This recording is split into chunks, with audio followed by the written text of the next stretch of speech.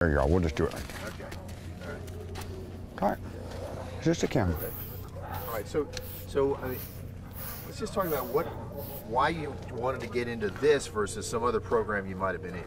Well, the fortunate thing about this is I was around horses when I was a kid, and so I just got fortunate when I showed up here at Florence that they had a horse program that was pretty much just starting out.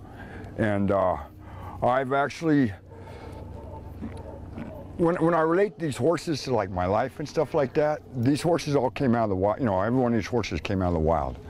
And so if I relate that to myself, I kind of pretty much did too, you know.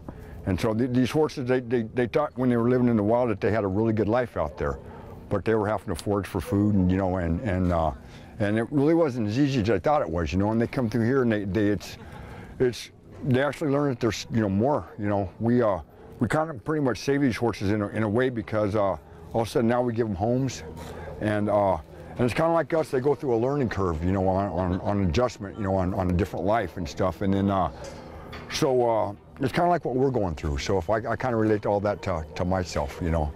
So if you've taught the horses things, what have the horses taught you? Oh man. That's a big thing, because they teach you there's love there, there's compassion, there's you know, teaching these horses is kind of like teaching your children in a way, because they come here, we have to, you know, they start out not really, you know, they just know the wild things, but they, you know, they don't really know a lot, you know, they know how to just survive and live and stuff. So it's kind of like teaching a child in a way, and then along the way we learn so much too, because it's just like I think I've learned more about myself. I've learned more than all the horses I've been around, I think. I'm just being around these animals. What have you learned about yourself through this? That I can actually love something, care, you know, there's compassion and stuff like that. And I've learned that, with being around the animals, I've learned how to change. I've learned how to just adapt, you know. You know, with these horses, when they come here, they've got a set of rules, and it's just being in the wild. It's you know, they go by the herd mentality and stuff. And then they come here, we have to teach them a different set of rules. And what I've learned most about this is, as you go through life, you can't live by two sets of rules. You know, you have to, if you're going to change, you have to, you know, you got to let go of all the old ways. You have to, you know, accept the new ways, and you know. So they're trying, the horses are learning how to live in an orderly way by kind of the rules of society. Exactly. And in the process, the people working them are getting that. Exactly, you know, and change is good. You know, all through my life, I've always thought, no, I don't want nothing to change. It's good the way it is, you know. And so these horses have to realize that you know, change is good. It's a good thing, you know. Because now, you know, he's I mean, and that's the neatest thing is I'm in prison, and there's not a lot of love and compassion in here. And you get these animals, and once they learn to accept you and stuff, and I'm the smallest guy out here. This horse doesn't know that. You know, he doesn't know that he's, you know, almost 1,000 pounds, and I weigh 140 pounds, and he doesn't know that, you know. So he doesn't know that if he wanted to hurt you, he could. No, he doesn't. Oh, yeah. And the thing with these horses is they're just like us here. You get them here, and they're not, most of them aren't mean. They're scared, you know. And so what you might think is an aggressive horse, he's not. He just, it's all different. Just like with this camera he's got on him. He's never seen one, but he knows he can trust me. You know, I took him out on a trail ride yesterday, and he'd never been out of this facility before. He'd just been around this facility, but he trusts me. And so I can talk him through or make him think, because he knows I'm not going to do anything to hurt him, you know. And so he trusts me, and trust is a big thing. Is this the kind of thing that's going to translate and help you? Because you're about to be released. Yes, right? sir. Is this going to help you, and how will it help you once you're out of this environment? Well, number one, that, like I said, that we can't live by two sets of rules.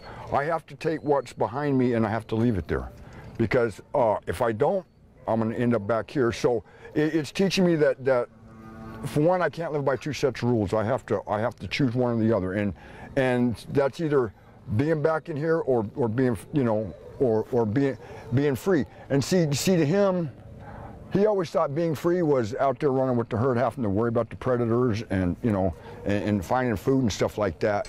And living by this new sets of rules, he's got freedom that he's never known.